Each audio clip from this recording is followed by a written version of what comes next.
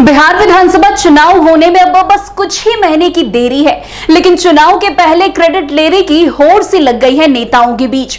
बीते दिन जहां बिहार सरकार के सामाजिक सुरक्षा योजनाओं के अंतर्गत वृद्धा, दिव्यांग और विधवा सहित सभी पेंशन राशि को बढ़ाने की घोषणा के बाद राज्य की सियासत में एक बार फिर से बयानबाजी तेज हो गई है।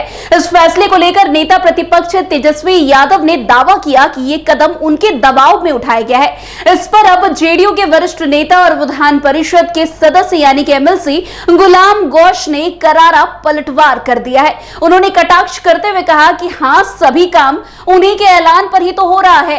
वैसे जितना भी विकास का काम हमने किया सब उन्हीं के कहने पर ही किया गया है। अब कुछ दिन में ये भी कह देंगे कि हमारी उम्र नीतीश कुमार से ज्यादा हो गई है। कहने के लिए कुछ भी कहा जा सकता है, लेकिन जनता सब देख रही है, समझ रही है कि वास्तव में काम कर कौन रहा है।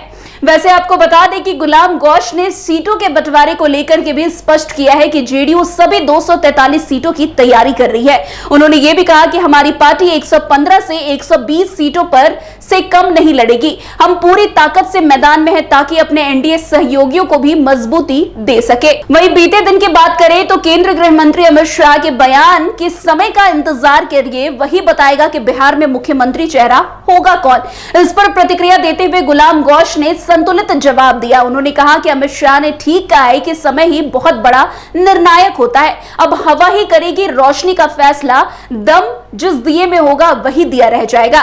वैसे गुलाम गौश ने काफी संतुलित जवाब दिया, लेकिन कहीं ना कहीं बीजेपी को चेताने का भी उन्होंने काम कर दिया। वैसे आपको बता दें, एनडीए का मुख्यमंत्री चेहरा कौन होगा, इसको लेकर काफी समय से अटकलें लग रही है। बीजेपी जहां इस सवाल से बचती हुई नजर आती है, तो जेडीयू का साफ कहना है कि नीतीश कुमार ही मुख्यमंत्री के एक बार फिर से चेहरे होंगे। लेकिन बिहार की राजनीति एक बार फिर से गर्मा गई, क्योंकि अमित शाह के एक बयान से।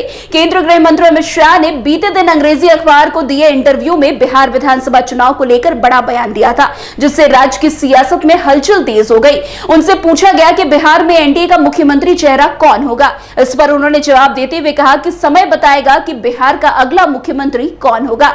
इस बयान के बाद कहा जा रहा था कि जेडीयू को बड़ा झटका लगा है, लेकिन अभी जिस तरीके से जेडीयू एमएलसी ने जवाब दिया है वही बीजेपी के लिए काफी है। खैर, अब किस तरीके से आगे क्या कुछ अमित शाह करते हैं और किस तरीके से जेडीयू के द्वारा उस पर प्रतिक्रिया दी जाती है, यह भी देखना काफी दिलचस्प होगा। तो आज की इस खबर में बस इतना ही। अन्य खबरों में हमारे साथ ऐसे आगे बने रहे और देखते रहिए। तब तक के लिए NBC 24। धन्यवाद।